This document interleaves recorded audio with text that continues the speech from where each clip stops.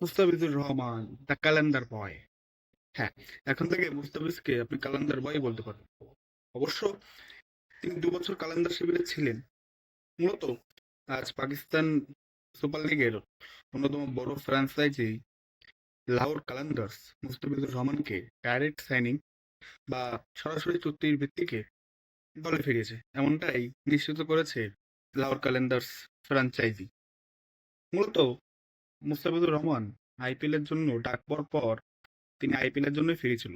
আপনারা জানেন যে এবার আইপিএল এবং পিএসএল একই টাইমে হবে, ইভেন একই দিনে উদ্বোধনী অনুষ্ঠান হওয়ার কথা রয়েছে। তো যেহেতু মুস্তাফিজ আইপিএল এর জন্যই নিজেকে আপনার ফিরিয়ে রেখেছিল এবং কেকেআরটাকে দলও নিয়েছিল, তো মুস্তাফিজের এবার পিএসএল আসলে না খেলারই কথা ছিল। ওটা যে ভাগ্যে লিখন, আল্লাহ চেয়েছে সে পিএসএলই খেলবে। তো এই কেকেআরটাকে ছেড়ে দিল বিসিসিআই নির্দেশে। এইসব তো আপনারা জানেনই, কম ইতিহাস তো আর হয় নাই বা কম ঘটনা তো আর ঘটেনি। সো এখন মুস্তাফিজুর রহমান পিএসএল এ কালান্দার্স এর হয়ে খেলবেন এবং প্রায় 6,44,00,000 রুপি, পাকিস্তানি রুপি পিকেআর, এই দামে তাকে দলে বেরিয়েছে লাহোর ক্যালেন্ডার্স। বাংলাদেশি টাকায় মূলত আপনার 2,81,00,000 টাকার বেশিই হবে, এরকম একটা প্রাইস। এখন অনেকে আইপিএল এর সাথে তুলনা করতে পারেন, ভাই আইপিএল এ মুস্তাফিজ ঠিক আছে, আমি ভাবলাম 12 কোটি টাকায় কিনেছে বাংলাদেশি টাকা, বাট এখানেও কিন্তু পিএসএল এর যে আপনার প্রাইস বা ক্যাটাগরি হিসেবে মুস্তাফিজ বেশ মূল্যবান প্লেয়ার হিসেবেই চান্স পেয়েছে এবং তার দামটা অনেক high according to PSL. So আর সব থেকে বড় কথা, পিএসএল এ মুস্তাফিজ যে সম্মান পাবে এবং তাকে যে সম্মান দেওয়া হচ্ছে সেটা আপনার আইপিএল এ মুস্তাফিজ পেত না। টু বি অনেস্ট, আপনি 20 কোটি টাকা দিলেও মুস্তাফিজকে সেই সম্মানটা দিত না, জাস্ট টাকাটাই দিত। So it's a huge things for us যে পিএসএল এর মতো একটি কম্পিটিটিভ টুর্নামেন্টে মুস্তাফিজ থাকবে এবং আশা করা যায় আপনার বোলিং এ যে ধার, এটা কিন্তু সে পুরনো মুস্তাফিজ 2016 সালের সেই ভিনটেজ মুস্তাফিজকে আমরা দেখছি। এবং লাহোর ক্যালেন্ডার্স এই মুস্তাফিজকেই তাদের দলে ফিরিয়ে মূলত তাদের যে শক্তিমত্তা বোলিং ইউনিটে সেটি বাড়িয়েছে।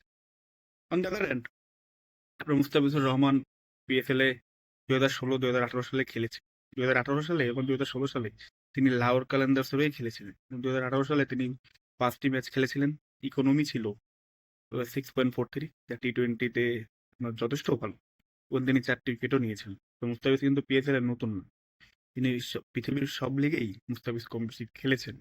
তো পিএসএল এ মুস্তাফিজ নতুন না, এই জন্যই কালেন্ডার তাকে দলে ভিড়িয়ে বলেছে যে আবারও কালেন্ডার শিবিরে তোমাকে স্বাগতম মুস্তাফিজ।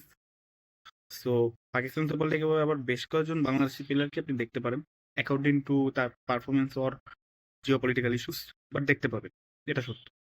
অ্যান্ড দেখা যাক যে আরো কোনো তারকা বা তাদের দলে ভিড়ায় কিনা। এবার সত্যি কথা বলতে বেশ কিছু তারকা রয়েছে, মুস্তাফিজ তো ছিলই, আপনি Taskin Ahmed not bad choice, and Nahid Rana রয়েছে পাকিস্তান ট্যুরে আপনার টেস্ট সিরিজে পাকিস্তানকে যে বাংলাদেশ হোয়াইট করলো, সে নাহিদ রানা অসাধারণ পারফরমেন্স করেছেন। আবার আপনি যদি দেখেন ব্যাটসম্যানদের মধ্যে লিটন কুমার দাস যায়, খারাপ না, ঠিক আছে। আবার শেখ মাহাদি বেশ ভালো, দুর্দান্ত বলার, তিনি পাওয়ার প্লে তো ইউজ করতে পারেন মিডল অর্ডারেও, আবার ডেতে ডে সেম টাইম আপনি নাসুম আহমেদকে ইউজ করতে পারেন।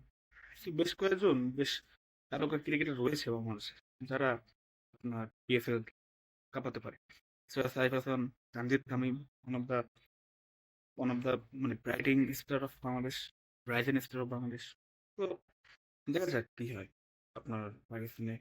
তবে এটা সত্য, আমরা হয়তোবা আরো কিছু স্টার পাকিস্তানে পিএসএল এ এবার পাবো। অ্যান্ড ও ভুলে গেছিলাম, রিশাদ হোসেন সেন্সেশন লেগি, তাকেও আমরা পাকিস্তান সুপার লিগে দেখতে পাই। রিশাদকে যদি আমি না দেখি আমি অবাকই হব। আপনারা জানাবেন যে পিএসএল এ তাকে আমরা দেখতে পাই বাংলাদেশ হিসেবে। ধন্যবাদ।